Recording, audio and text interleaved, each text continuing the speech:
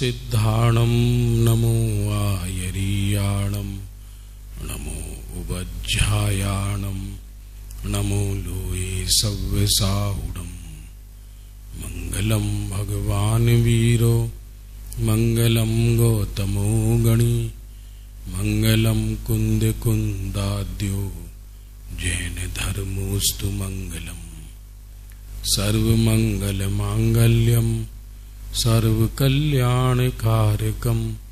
प्रधानम सर्वधर्माणां जैनम जयतु शासनम।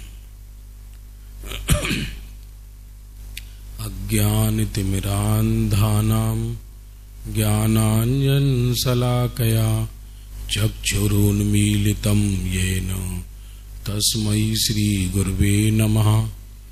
आत्मा ज्ञानं स्वयं ज्ञानं ज्ञानातन्यत् करोति किं परभावस्य कर्तात्मा मोहोऽयं व्यवहारिणाम्।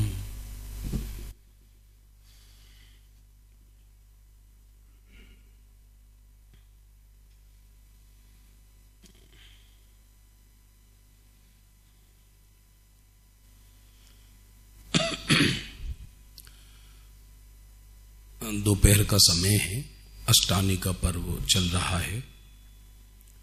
तो हमारा भाव हुआ कोई क्लिष्ट विषय न लेकर एक सामान्य विषय लिया जाए। ब्रह्मचारी रविंद्र जी आत्मन द्वारा कुछ बहुत ही अद्भुत पद लिखे गए हैं, तो 3 दिन हम उनके पद्य लेंगे। आज लेंगे मेरा सहज जीवन। मिल गया आपको? पेज निकाल लीजिए आप। मेरा सहज जीवन 223 मेरा सहज जीवन।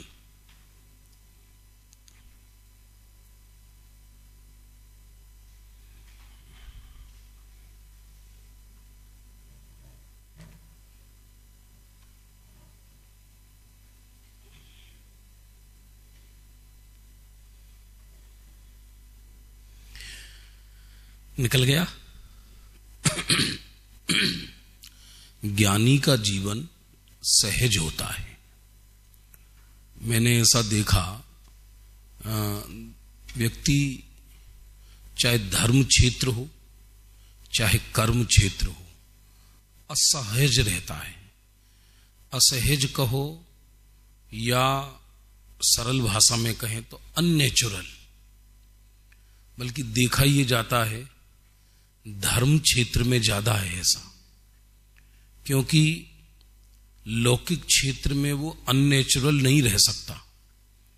वहां जैसा है वैसा ही बनना पड़ेगा व्यक्ति को। जैसे मान लो वो ट्रेन में सफर करता है या बस में सफर करता है, तो जितनी की टिकट है उतनी की लेनी पड़ेगी उसको लोक में। लेकिन धर्म क्षेत्र में दिखाई कुछ ऐसा देता है कि हम अंदर से कुछ हैं अलग और दिखना चाहते हैं कुछ अलग। सहज नहीं रहते,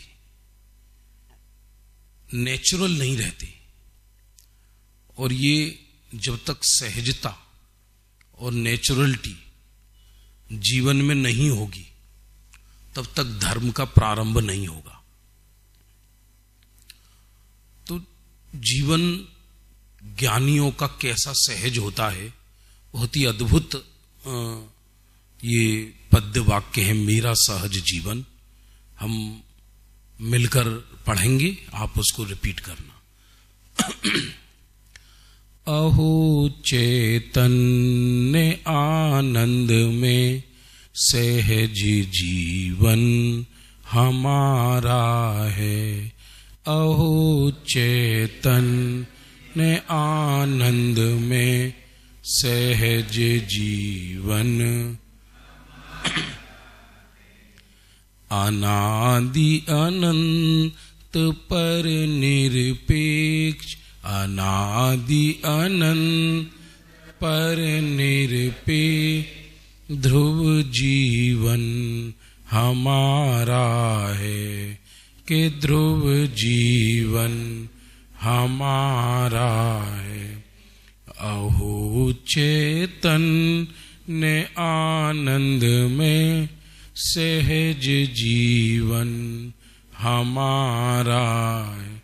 बहुत मतलब आप यदि अपनी जीवन में आ जाए ना, इतना गजब का है, गाथाओं से कम नहीं है ये, मतलब गाथा ही है एक तरह से। मतलब मेरा जीवन कैसा होना चाहिए अथवा ज्ञानी का जीवन कैसा होता है, वो वर्णन है इसमें। मेरा भूतकाल क्या था बताइए, भूतकाल क्या था? तो हम उत्तर देंगे कि हम भूतकाल में निगोद से आए हैं, लेकिन यहां ऐसा नहीं लिखा। मेरा भूतकाल चैतन्य ही था। भाई मैं तो चैतन्य से बना हूं ना तत्व, तो मैं कहीं भी था, उससे क्या फर्क है? लेकिन मेरा भूतकाल चैतन्य था। और मेरा वर्तमान कैसा है? चैतन्य है। यदि हम चैतन्य से अधिक मूल्यांकन करेंगे तो अभिमान पैदा होगा, और चैतन्य से कम मूल्यांकन करेंगे तो दीनता पैदा होगी। और मेरा भविष्य क्या है? भविष्य क्या है? चैतन्य है।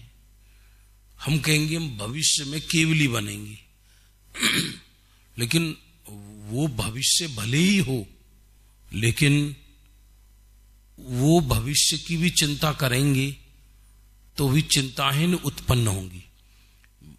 हमारा चिंतन तो ये होना चाहिए कि अब कुछ करने की गुंजाइश ही ना रहे। यदि मैं अपने को शरीर मानूंगा तो शरीर का भूत भविष्य नजर आएगा। यदि मैं अपने को संसारी मानूंगा तो संसारी का भूत भविष्य नजर आएगा। लेकिन मैंने अपने को चैतन्य माना तो फिर मेरा तीनों काल एक सा है, फिर मुझे चिंता करने की क्या आवश्यकता है? इसलिए मैं सहज इसलिए हूं क्योंकि मैं चैतन्य में हूं। और यदि मैं चैतन्य में नहीं होता तो मेरा जीवन सहज नहीं होता। सहजता का आधार कर्म का उदय नहीं है। सहजता का आधार अपना चैतन्य आत्मा है। कुछ समझ में आ रहा है? बहुत अद्भुत श्लोक है ये। और अनादि अनंत, क्योंकि अनादि अनंत है मेरा जीवन, पर निरपेक्ष है। दूसरा क्या सोचता है सोचने दो, मैं तो पर से निरपेक्ष हूं। मैं कैसा हूं? मैं मेरे जैसा हूं। अपनी तुलना करना ये भी असहज होना है। सुनने में अटपटा लगे कि हमें भगवान जैसा बनना है, ये भी प्रारंभिक भूमिका जैसी बात है। लेकिन देखा जाए मैं चैतन्य हूं तो मुझे मेरे जैसा रहना है। मुझे कहीं दूसरे से कोई मुझे अपेक्षा ही नहीं है। और ध्रुव जीवन हमारा है। अध्रुव जीवन में बदलाव की गुंजाइश होती है, कुछ बदल दे। लेकिन जब मैं चीज ही ध्रुव हूं तो मैं बदल क्या दूं? क्या बदल दूं और क्यों बदल दूं? बदलने की भावना तभी होती है कि जब वर्तमान में कष्ट हो। जब मेरे ध्रुव जीवन जैसा का वैसा ही है तो फिर मैं क्यों बदल दूं? और बदल भी नहीं सकता, मेरे सोचने से वो बदल भी नहीं सकता। क्या गजब का लिखा है। हमारे में न कुछ पर का, हमारा भी नहीं पर में। हमारे में न कुछ पर का, हमारा भी नहीं पर में। द्रव्य दृष्टि हुई सच्ची, द्रव्य दृष्टि हुई सच्ची। आज प्रत्यक्ष निहारा है। अहो चेतन ने आनंद में सहज जीवन हमारा है। हमारी में न कुछ, देखो भाषा सरल है पर दो दो लाइन गाथाओं से कम नहीं है। आनंद आ जाएगा ये अष्टानिका में सुन के। दुख मिटाऊं ये सेकंड सत्य है, स्वभाव में दुखी नहीं है, ये पहला सत्य है। मुझे दुख मिटाना है ये दूसरी बात है।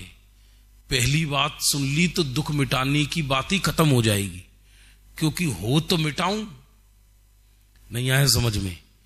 कभी कल्पना करके देखो कि मुझे काहे का दुख है। जितने भी दुख हैं कल्पना के हैं, जो भी दुख हैं कल्पना के हैं। क्योंकि मैं संजय कुमार तो हूं नहीं, संजय कुमार को कोई दुख होगा, पर मैं जो हूं उस चैतन्य को तो कोई दुख है नहीं, उस चैतन्य को तो कोई कष्ट है नहीं। यदि मैं शरीर मानूंगा तो शरीर के कष्ट नजर आएंगे। परमार्थ देखा जाए तो कष्ट तो शरीर को भी नहीं है, शरीर तो जड़ है। जड़ को काहे का कष्ट है? दुख का वेदन शरीर को होता है या आत्मा को? बोलो। दुख का वेदन शरीर को होता है या आत्मा को? क्योंकि शरीर को हो तो मुर्दे को भी होना चाहिए, और यदि आत्मा को हो तो सिद्धों को भी होना चाहिए। भाई सिद्ध भगवान आत्मा है ना, तो यदि वेदन आत्मा को होता है तो सिद्धों को होना चाहिए। और यदि शरीर को होता है तो शरीर को तो जला देते हैं, तो शरीर भाग खड़ा हो। इसलिए दुख का वेदन राग में होता है, न शरीर को होता न आत्मा को होता। किसको होता है? राग को। अब वो राग ही मिट गया। क्यों? राग कहां होता है? जहां पर में सुख बुद्धि हो। अब न देह में सुख बुद्धि रही न पर में सुख बुद्धि रही। हमारी में न कुछ पर का अंश भी मेरे अंदर नहीं है, और हमारा भी नहीं पर में, न हम पर में है न कोई पराया हमारे अंदर है। अमर हो जाओ ऐसा काव्य है।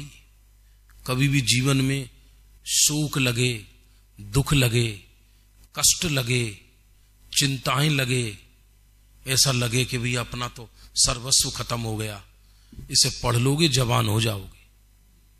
ऐसा गजब का है। कुछ है ही नहीं, मेरा क्या लुटेगा? मेरा पर में कुछ है ही नहीं, पर का मेरे पास कुछ नहीं है, और मेरा पर के पास कुछ नहीं है। द्रव्य दृष्टि हुई सच्ची। द्रव्य दृष्टि कहो या आत्मदृष्टि कहो, एक ही बात है। मेरी मुझको दृष्टि हो गई, मुझको मेरी दृष्टि हो गई। माने अभी तक दृष्टि किसकी थी? अरे ये दृष्टि भी व्यवहार दृष्टि है कि मुझे मेरा कल्याण करना है। अब कल्याण क्या करना है? आत्मा में 2-4 गुण डालने हैं क्या? अच्छा, कल्याण कैसे करें? या 2-4 गुण निकालने हैं क्या? एक 24 कैरेट का शुद्ध सोना है, उसका कल्याण कैसे करें? वो तो कल्याण ही है, बस नजर में आ जाना यही कल्याण है। नजर में मैं मेरी नजर में आ गया, ये मेरा कल्याण है। और बाकी कल्याण क्या है? इसलिए द्रव्य दृष्टि हो गई। जगत नहीं मिटाना मुझे, जगत मिटाना तो द्वेष है। सच तो यह है, राग भी नहीं मिटाना।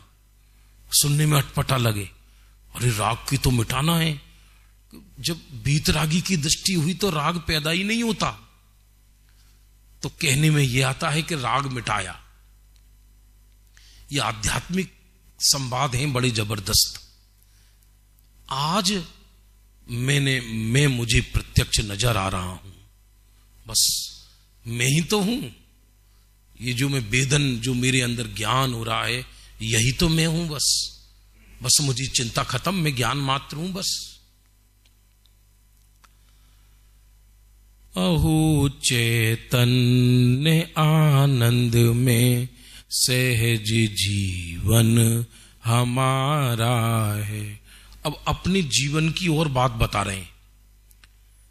अनंतों सतियां उछले सहज सुख ज्ञानमय बिल से। अनंतों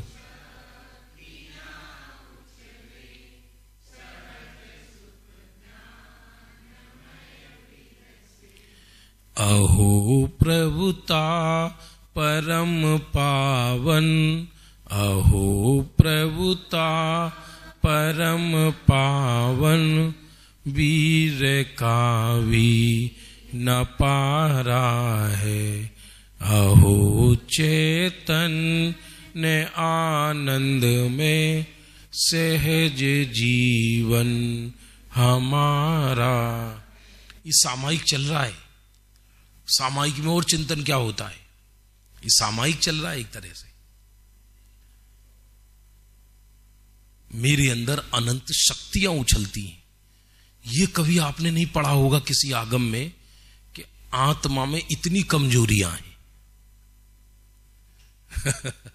ये तो पल पल पढ़ते हैं अपन कि आत्मा में 47 शक्तियां हैं, आत्मा में इतना वैभव है। ये कभी सुना कि आत्मा में इतना कचरा है, आत्मा में इतनी कमजोरी है? आत्मा में दुख नाम की शक्ति है क्या? आत्मा में दुख नाम की शक्ति है क्या? बोलो। आत्मा में दुख नाम की शक्ति नहीं है। फिर भी किसी से पूछो, हम बहुत दुखी हैं साहब। जो चीज ही जीव में नहीं है तो भी दुखी है।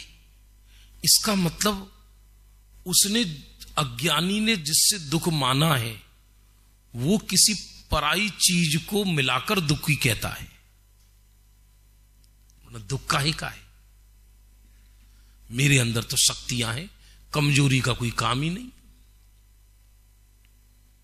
पूरे जिनागम आत्मा की शक्तियों से भरा पड़ा है।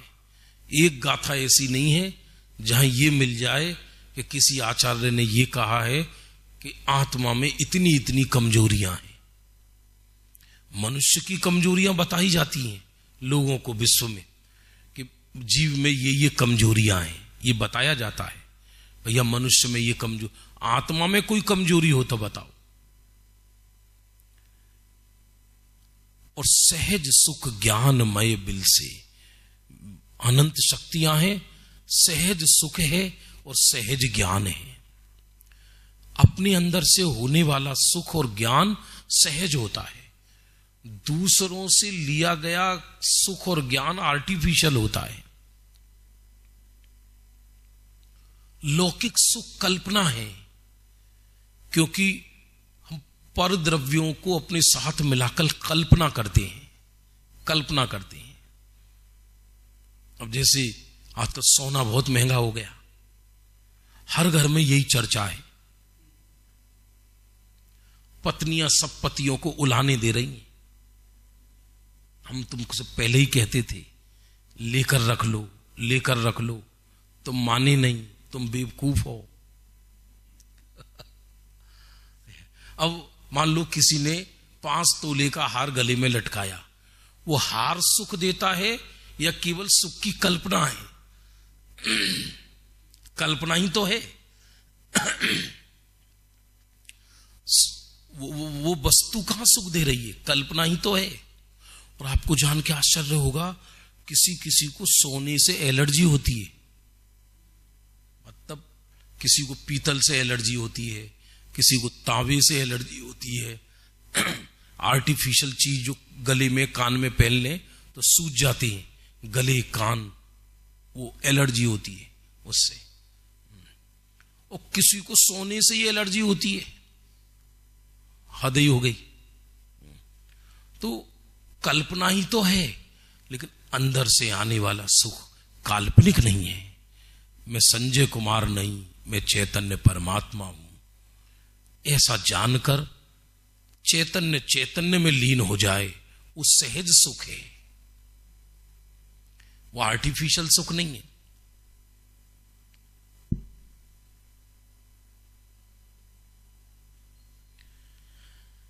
आगे देखना, अहो प्रभुता परम पावन, मैं प्रभु हूं। प्रभुता, आत्मा में प्रभुता है, पामरता नहीं है। पामरता व्यवहार में कही जाती है। आप जानते भगवान के समवसरण में पहले भी कई बार बताया हमने, लोग दर्शन करने जाते हैं, वो कईयों को तो वहीं सम्यक दर्शन होता है, वहीं निर्ग्रंथ बनते हैं, वहीं केवल ज्ञान हो जाता है। भगवान आदिनाथ के समवसरण में 20,000 केवली विराजमान थे।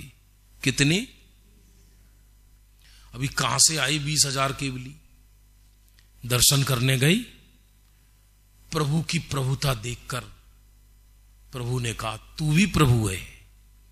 आत्मा की महिमा आई और अंदर समा गए, वहीं केवल ज्ञान हो गया उनको। भगवान महावीर के समवसरण में भी 700 केवली विराजमान थे। कितने? भगवान महावीर के समवसरण में 700 केवली विराजमान थे। 700। वो कैसे केवली भगवान बन गए? कैसे बन गए? वो ऐसे ही बन गए कि गए प्रभु के दर्शन करने और प्रभु ने कहा तू भी प्रभु है। हमारे यहां देवशास्त्र गुरु की महिमा क्यों आती है कि वो ये कहते हैं कि तू मेरे जैसा है। दुनिया के जितने भगवान हैं वो सब ये कहते हैं कि तुम दास बनो, हम भगवान बन के रहेंगे। भगवान दास, नाम भी ऐसे होती, भगवान दास। हमारे यहां कहा कि तू मेरे ही जैसा है, इसलिए उन देवशास्त्र गुरु की महिमा आती है। और वीर रहकानम, मेरे अंदर शक्ति का पार नहीं है, अपरंपार शक्ति है।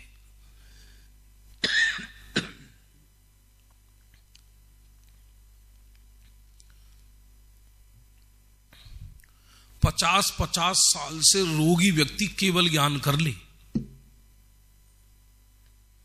ग्रंथों में वर्णन आता है, शरीर के सहस्र खंड हो जाएं और यदि आत्मदृष्टि हो जाए तो निर्वाण हो जाए, और वो भी हंसते हंसते, आनंद लेते लेते दृष्टि आत्मा की हो जाए। तो इसलिए वीर माने शक्ति, मेरे शक्ति भी अपरंपार है, कोई पार नहीं है उसका, लिमिटेशन नहीं है। दुनिया में हर जीव की शक्ति की लिमिटेशन है, हर पदार्थ की लिमिटेशन है, पर मुझ आत्मा की सुख का, ज्ञान का, वीर्य का कोई पार नहीं है।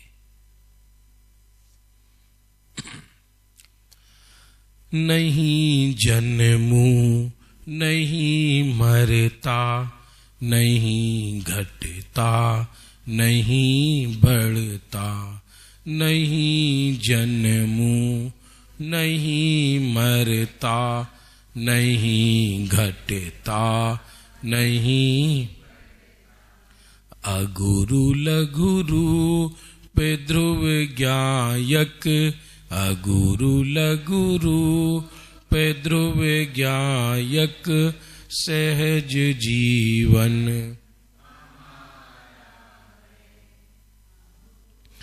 ए तन आनंद में, सहज जीवन हमारा है।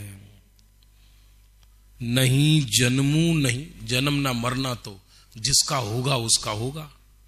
अब समस्या ये है, देह में ऐसा एकत्व है कि इसी का जन्म नजर आता है, इसी का मरण नजर आता है। टूडरमल जी साहब ने मोक्ष मार्ग प्रकाशक ग्रंथ में इसलिए लिखा कि वर्तमान पर्याय के प्रयत्न करते देखा जाता है। यदि ये पता पड़ जाए, ये पता नहीं फीलिंग होने लगे कि मैं तो आत्म तत्व हूं, तो सब कोई चिंता ही नहीं है फिर, क्योंकि चिंता तो उसकी है जो मैं हूं नहीं। हमारी तुम्हारी सबकी चिंताओं का ऑपरेशन किया जाए, इनका एनालिसिस किया जाए।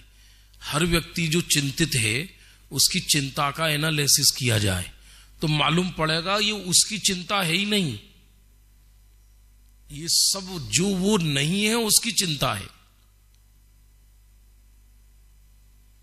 उसकी चिंता है उसे। बताओ आत्मा को किस चीज की चिंता होनी चाहिए? क्योंकि उसमें ना तो कुछ घटता है, ना कुछ बढ़ता है, ना उसमें जन्म है, ना उसमें मरण है, ना उसमें रोग है, ना उसमें कोई शोक है। अगुरु लघु, अगुरु लघु का अर्थ है न गुरु न लघु, न कम न बढ़ती, जैसा है वैसा ही हूं मैं तो, जैसा हूं वैसा ही हूं मैं तो।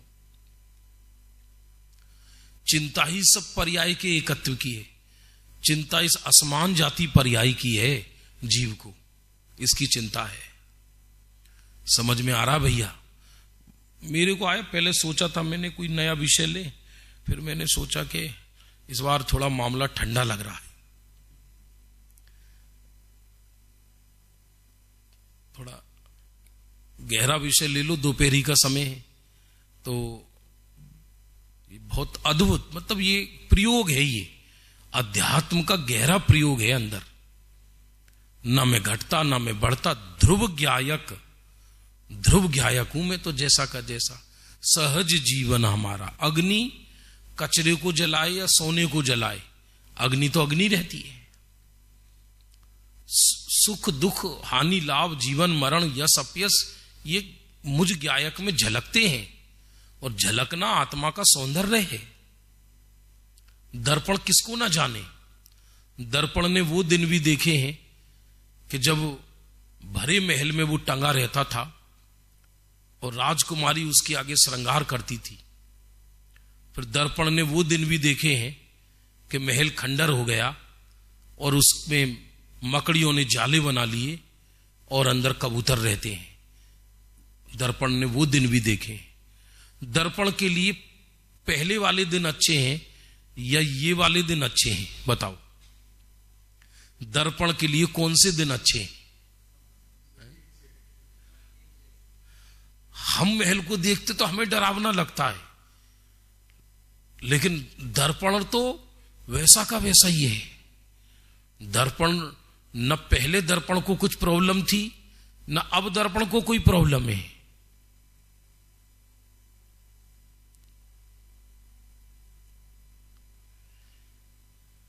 इसलिए जैन दर्शन प्रयोग की वस्तु है, प्रयोग करो, अद्भुत प्रयोग की वस्तु है। अगुरु लगुरु पे ध्रुव ज्ञायक, सहज जीवन हमारा, सहज ऐश्वर्यमय मुक्ति, अनंतों गुण मयी रिद्धि। बोलिए, सहज ऐश्वर्यमय मुक्ति, अनंतों गुण बिलसती नित्य ही सिद्धि, सहज जीवन हमारा है, बिलसती नित्य ही सिद्धि, सहज जीवन हमारा है। अहो चेतन ने आनंद में, सहज जीवन हमारा है। सहज ऐश्वर्य, ऐश्वर्य कहते हैं क्या बोलेंगे, वैभव, रिचनेस, ऐश्वर्य। तो आत्मा का ऐश्वर्य, ऐश्वर्य सहज है। जगत का ऐश्वर्य भय सहित है। दुनिया की धन दौलत जितनी भी है उसमें डर ही लगा रहता है, कब कब कोई छीन ले, कब कोई नष्ट ना हो जाए। अभी तो मतलब कोई भी सुख शांति से है नहीं। किसी ने कितना भी ईमानदारी से कमाया सही आज के जमाने में, फिर भी डर लगा रहता है सरकार ना छीन ले, ये ना कर ले, चोर ना ले जाए। किस पे भरोसा करे आदमी, किस पे भरोसा करे? तो ये भी अच्छा है, क्योंकि जगत की वस्तु है ना, तो ये जगत की वस्तु ज्यादा काल तक किसी के पास रहना पसंद नहीं करती। नहीं आया समझ में? ये दुनिया का वैभव इनको एक जगह रहना पसंद नहीं है, तो ये बदलते रहते हैं स्थान। तो जगत में कोई भी सदा ऐश्वर्यवान रह नहीं सकता, ये संभव नहीं है। आज तक कभी वर्ल्ड में ऐसा हुआ नहीं, विश्व के अंदर कोई सदा ऐश्वर्यवान रहा हो।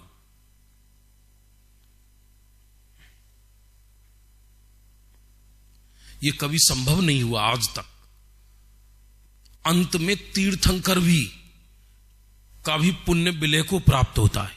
जब वो निर्वाण जाते हैं, दिव्य ध्वनि रुक जाती है, सब तीर्थंकर भी, उनका भी पुण्य अंत में समाप्त हो जाता है।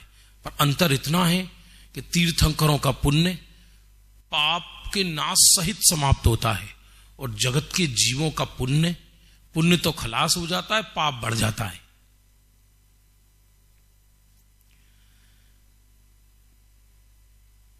सहज ऐश्वर्य अनंतों गुणमयी रिद्धि, मुझे किसी और दूसरे रिद्धि की आवश्यकता नहीं है, मेरे अंदर अनंत गुण पहले से ही भरे पड़े हैं। और रिद्धि क्या, कौन सी रिद्धि चाहिए? और जगत की जितनी रिद्धि होंगी सब आत्मा को भटकाने वाली होंगी, सब आत्मा को भटकाने वाली। मेरे पास जो सहज ज्ञान दर्शन सुख की रिद्धि है, वो कम है क्या? बिलसती नित्य ही सिद्धि, कुछ करना भी नहीं है, मेरे अंदर सुख की सिद्धि सहज ही है। एक तो होता है परिश्रम पूर्वक सुख प्राप्त करे, तो आत्मा का स्वरूप ऐसा है, परिश्रम की जरूरत ही नहीं है, नजर फेरो सुख का सागर हूं।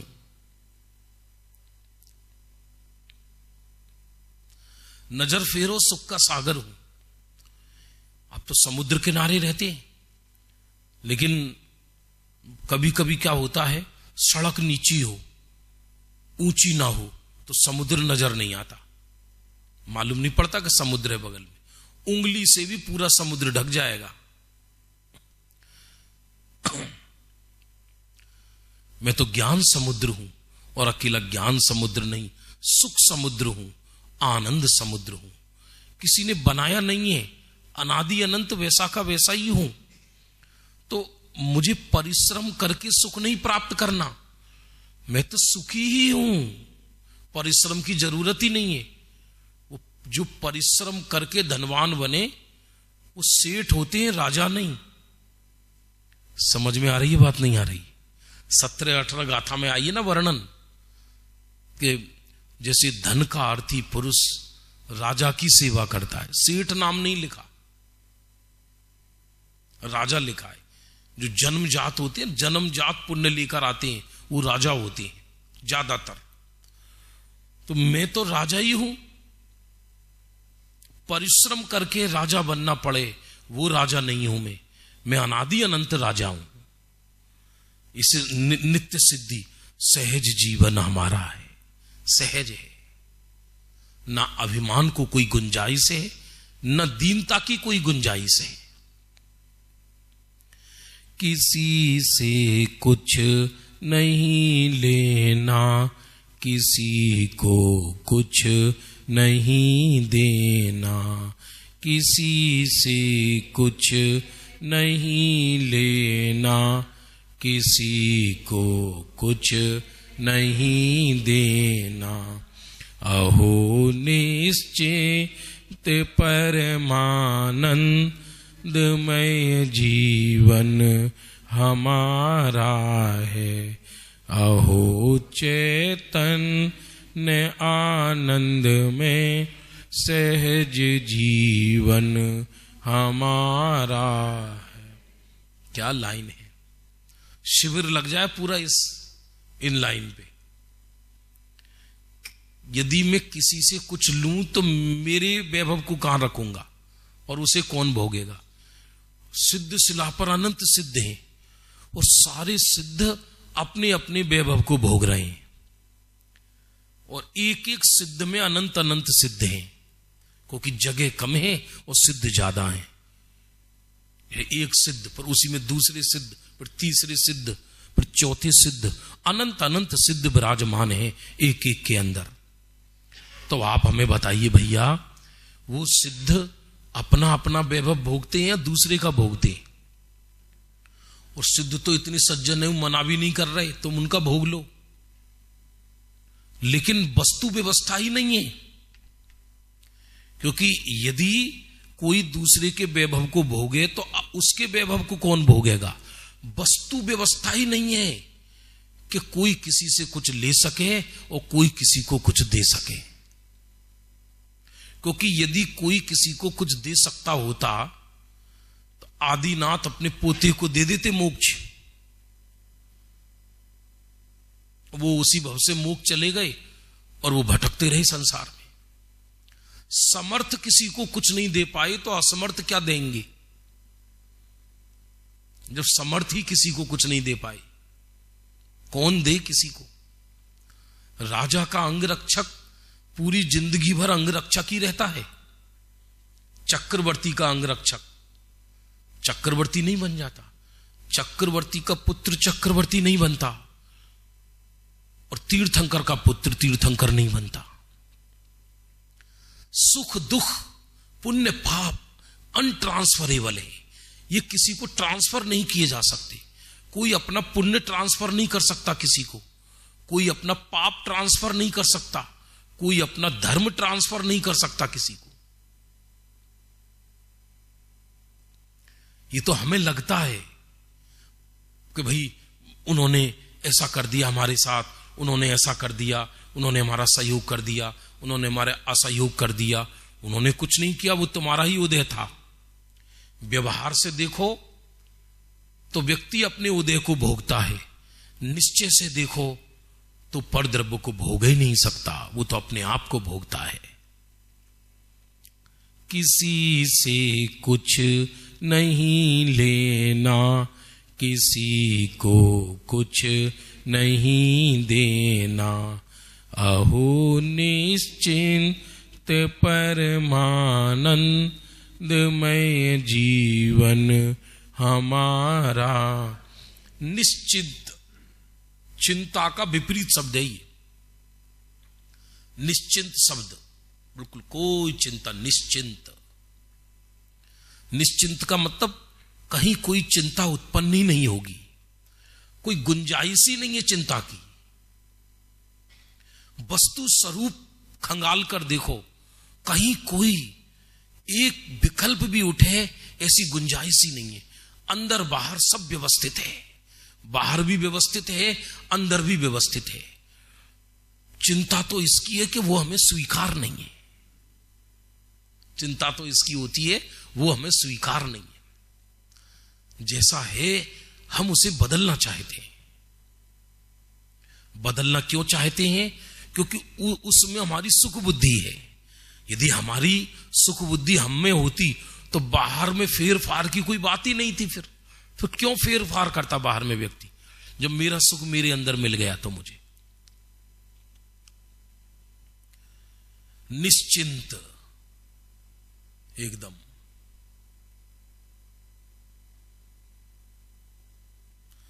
परमानंद, आनंद नहीं लिखा, परमानंद, परम आनंद। सहज जीवन हमारा है गजब के छंद। अहो निश्चिंत परमानंदमय जीवन हमारा।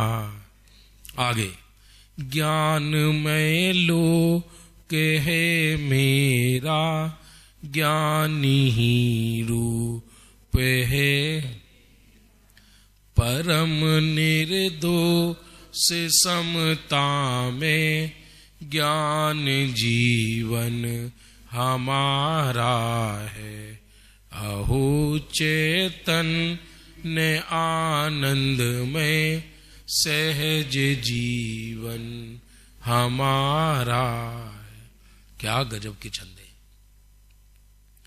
ये जो दिखाई दे रहा है वो लोक मेरा नहीं है। ज्ञान मेरा लोक है, जिसमें मैं रहूं वो मेरा लोक है। ये जो दिखाई देता है विश्व, ये मेरा लोक नहीं है। मैं तो मेरे लोक में हूं, विश्व विश्व के लोक में है, जगत जगत के लोक में है। ज्ञान में लोक है मेरा, ज्ञान ही रूप है मेरा, और कोई मेरा दूसरा रूप नहीं है। जो चमड़ी का रूप बाहर दिखाई देता है, ये मेरा रूप नहीं है, ज्ञान ही मेरा रूप है। अब ये पूर्व में अपराध किया तो इस ज्ञान पर ये चमड़ी लिपटी है, पार्थिव शरीर लिपटा है इस पर, और वो देह ज्ञान में झलकता है। भेद विज्ञान है नहीं, तो इसलिए इस देह को ही वो ज्ञान माने आत्मा अपना मानता है।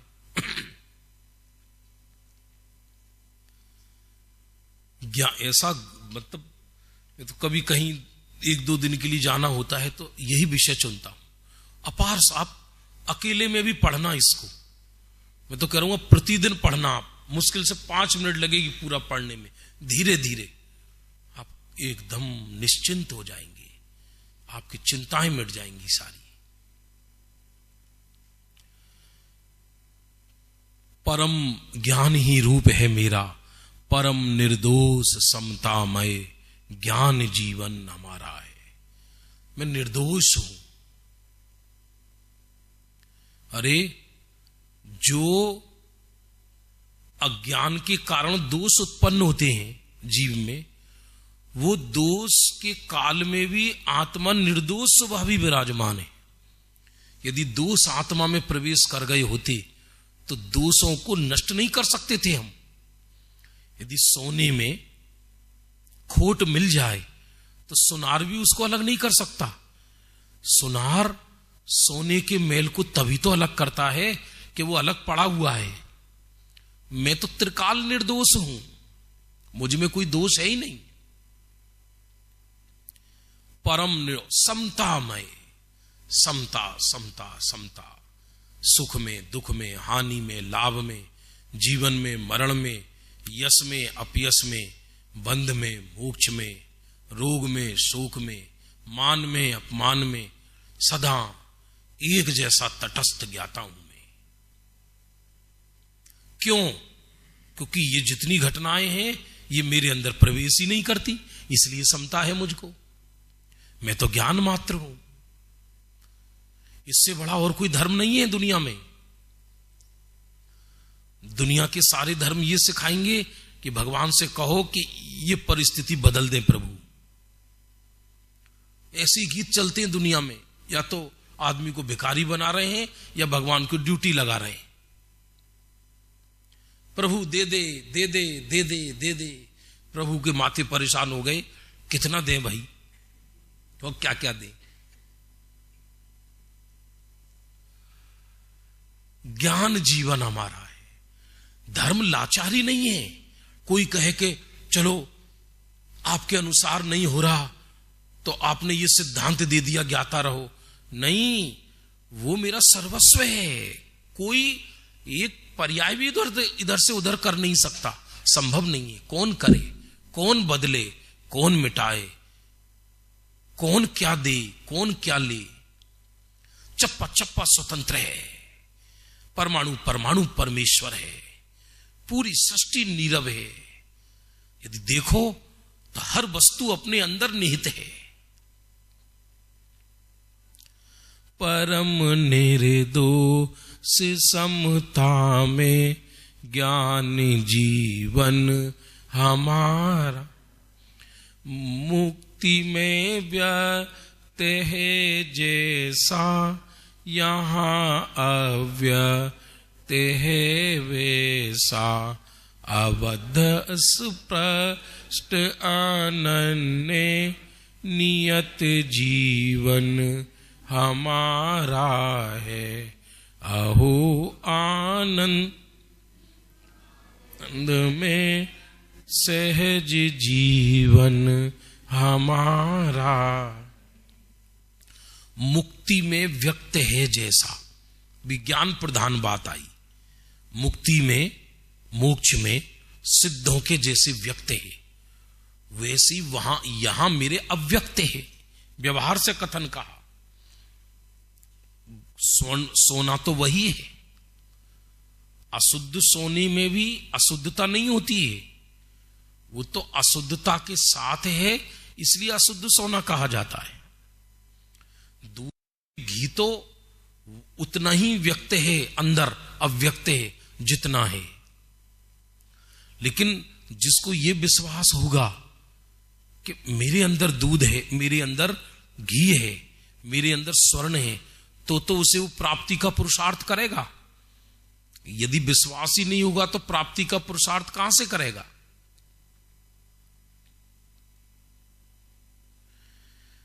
कभी कभी बहुत वैराग्य आता है, ऐसा लगता है सिहर सड़कों पे दुनिया दिखाई देती है, भाग रही है, दौड़ रहा है व्यक्ति, ऐसा लगता है मुर्दे घूम रहे हैं, मुर्दे चारों तरफ। रिमोट कंट्रोल से मुर्दे, कर्मों के रिमोट कंट्रोल से मुर्दे घूम रहे हैं चारों तरफ। ये मुर्दा ही तो है और क्या है? जिंदा लाश कहा है इसको, जिंदा लाश। मोही को मुर्दा कहा है और मोही के घर को शमशान कहा है।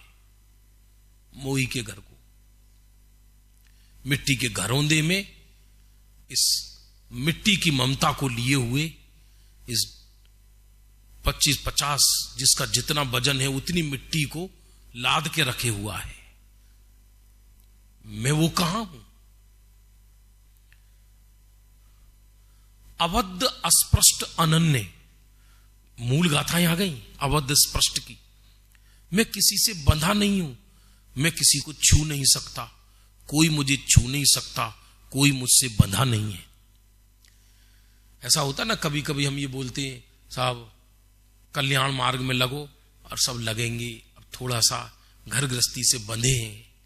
घर गृहस्थी ने बांधा है या हम बंधे हैं? थोड़ा बच्चा छोटा है अभी, थोड़ा बच्चा बड़ा हो जाए, ये कहावतें भी पुरानी हो गई। आजकल तो बच्चे छूटना चाहते हैं, वो तो कहते हैं बापू तुम काहे को बंधे हो हमसे। यदि आप बच्चों को कह दो कल से आप फ्री, हम आपका नहीं देखेंगे, तो वो उत्सव मनाएंगे। बहुत अच्छा, धन्यवाद, पहले ही कह देते तो अच्छा रहता, हमारे भाव नहीं बिगड़ते आपके प्रति। कोई संतान आजकल चाहती नहीं कि आप उनमें इंटरफेयर करो।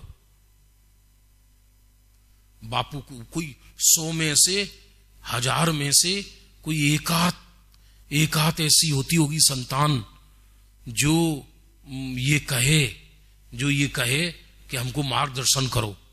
आजकल है कोई बेटा जो रात्रि में पिता के चरणों के पास खड़े होकर कहे कि आज आप हमारा मार्गदर्शन करो? बल्कि 99% ऐसे ही कहने वाले हैं, तुम समझते तो कुछ हो नहीं, अपनी अपनी धाएं धांगते हो, आपको कुछ नहीं पता, हम सब समझ लेंगे, आप शांति से आराम करो। वो पंडित जी आए, उनके प्रवचन में जाओ, हमको हमारा करने दो, आप अपना करो। माने हम वो चाहते नहीं कि हम बंधे उनसे, और वो नहीं चाहते हमसे बंधे। हम तो व्यर्थ में राग से बंधे हैं। कोई किसी द्रव्य से नहीं बंधा, हर व्यक्ति अपने राग से बंधा है, और राग से बंधा है ये भी कहना व्यवहार है। कहां बंधा कोई किससे? बड़ा मुश्किल है। ना कोई किसी के लिए मरता, ना कोई किसी के लिए जीता। परमार्थतः देखा जाए हर व्यक्ति अपने लिए ही जीता है, अपने विचारों के लिए, अपने परिणामों के लिए जीता है। इसलिए मैं तो सदा अबद्ध हूं, अस्पृष्ट हूं, अपने से अनन्य हूं। अनन्य माने मैं अपने में ही लीन हूं। अज्ञान के काल में भी आत्मा दूसरे में लीन नहीं हुआ। समझ में आ रहा नहीं आ रहा? हमको लगता है कि मां को बहुत प्रेम है बेटे से, बेटे को मां से बहुत प्रेम है। ये लगता है मां को ममता भाव से प्रेम है। यदि एक क्षण ये मालूम पड़ जाए कि बेटा प्रतिकूल है और रात्रि को तुम्हें खंजर मारने आ रहा था, अपने देश की कोर्टों में लाखों केस चलते हैं मां बेटा की कोर्ट में, मां बेटी के केस चलते हैं, बाप बेटे के तो सैकड़ों हैं। अभी एक घटना पढ़ी मैंने, अभी परसों की घटना है, कोई कानपुर साइड की, कोई एक बहुत बड़ा व्यापारी था, बीड़ी का विक्रेता, 555 नंबर बीड़ी बिकती थी उसकी, बीड़ी का ब्रांड था 555। एक साबुन भी आता है 555 हमारे उत्तर प्रदेश में, जिनके घर में 555 उनके कपड़े चमके हरदम, ऐसा एडवर्टाइज आता है। और बीड़ी भी चलती है 555। अब ये हुआ कि पिता ने कंपनी का नाम बेटे के नाम से रखा, अब एक ही बेटा, और अपार पैसा, क्योंकि ये तो सब समझो 5 पैसे में 50 बीड़ी बन जाए, और बिकती अनाप शनाप पैसे में बीड़ी, समझ रहे ना आप। माने पुण्यहीनों का नशा बीड़ी और पुण्यवानों का नशा सिगरेट।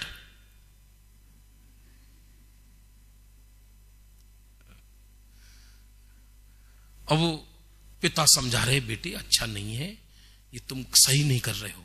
तो गुस्से में आकर लड़की ने पिस्तौल निकाल ली और पिता को मार दी। बहुत अबजोपति खबजोपति। अब वो घबराया, ये मारना चाह रहा था, हवा में लग गई पिता के। अब इन्हें सोचा अब क्या होगा, तो चिंता के कारण, डर के कारण अपने आप ही मार ली। सब कुछ खत्म हो गया।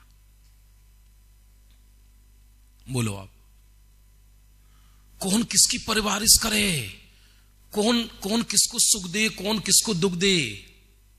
ये तो जब तक 2 लोगों के पुण्य मिल रहे हैं तब तक कहने की बातें हैं। ये बहुत बेटा सुपात्र है, बहुत अच्छे हैं, कोई अच्छा बुरा नहीं है, मैं मेरे से अनन्य हूं, मैं किसी दूसरे में लीन हो ही नहीं सकता और कोई मेरे अंदर लीन नहीं हो सकता। अब आगे, सदा ही है न होता है न जिसमें कुछ होता, अहो उत्पाद वे निरपेक्ष ध्रुव जीवन हमारा है, अहो चेतन आनंद में सहज जीवन। सदा ही है ना होता है, हम इस चिंता में न जाने क्या होगा। आचार्य कह रहे हैं कुछ होता ही नहीं आत्मा में, जो होना है सो निश्चित है, ये सेकंड सत्य है। पहला सत्य ही है कि कुछ होता ही नहीं।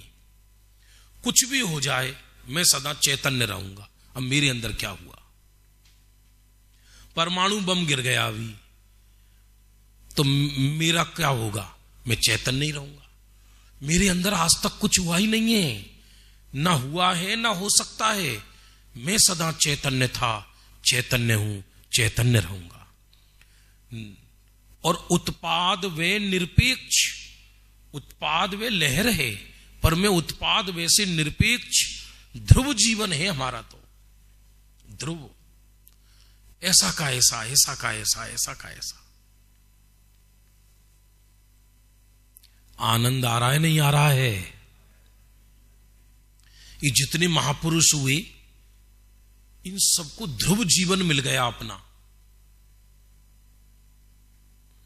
बस ध्रुव जीवन मिलना, इसका नाम सम्यक्त्व, और ध्रुव जीवन में लीन सदा के लिए हो जाना, इसका नाम केवल ज्ञान।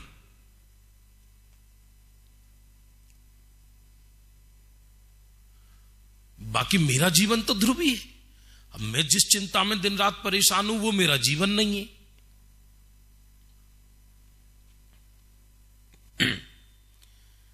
विनाशी बाह्य जीवन की आज ममता तजी झूठी, रहे चाहे अभी जाए सहज जीवन हमारा है। अहो चैतन्य आनंद में सहज जीवन हमारा। विनाशी जो जीवन की मैं चिंता कर रहा हूं वो तो विनाशी के है।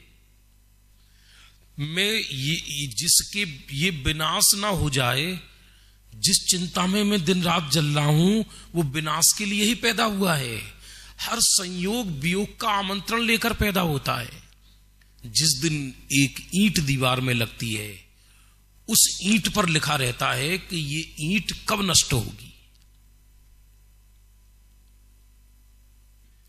मैं तो लहर को बांधना चाह रहा हूं, वो कैसे पॉसिबल है? तो मैं लहर हुई नहीं। आज मैंने बाह्य जीवन की ममता छोड़ दी, तजी झूठी। झूठी ममता नष्ट हो गई मेरी। क्यों नष्ट हो गई? ध्रुव जीवन जो मिल गया मुझे। आज रहे चाहे और चाहे अभी जाए, चाहे अनंत काल तक रहूं, चाहे आज चले जाऊं, सहज जीवन हमारा। क्योंकि रहेगा न वो मैं हूं, जो जाएगा न वो मैं हूं। क्योंकि जो बाह्य जीवन है ये रहे आज चाहे चला जाए, मैं वो हूं ही नहीं। बहुत अद्भुत है ये।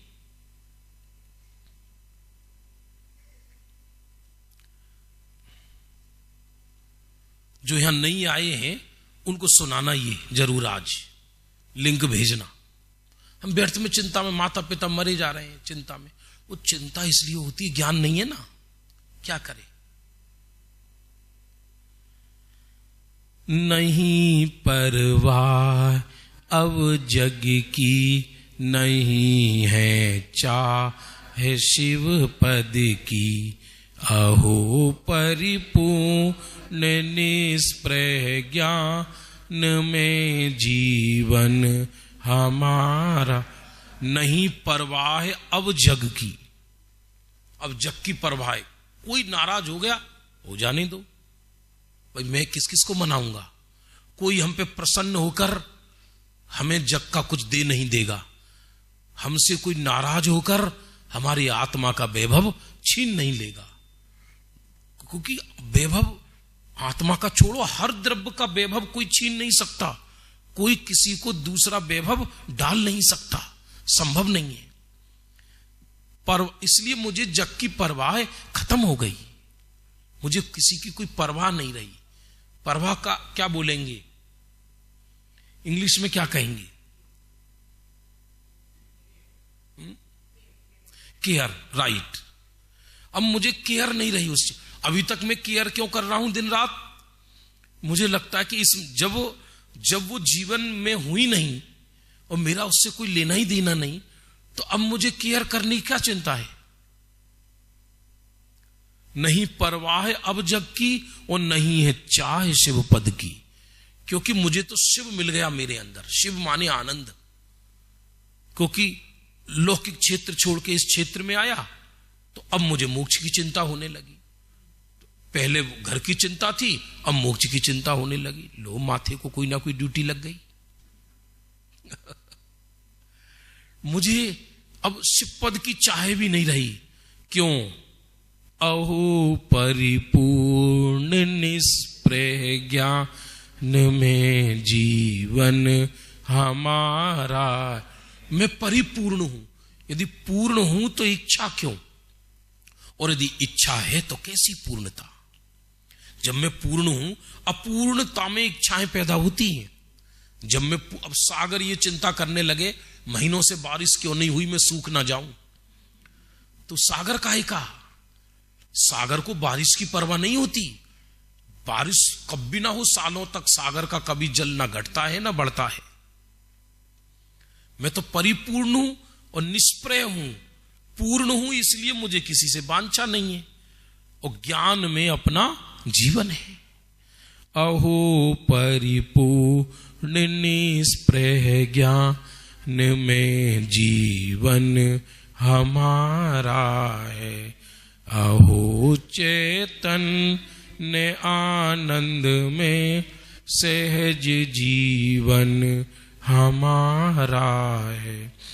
अनादि अनंत पर निरपेक्ष ध्रुव जीवन हमारा है। कल एक दूसरा काव्य लेंगे, इसी में 3 काव्य 3 दिन के लिए चुने।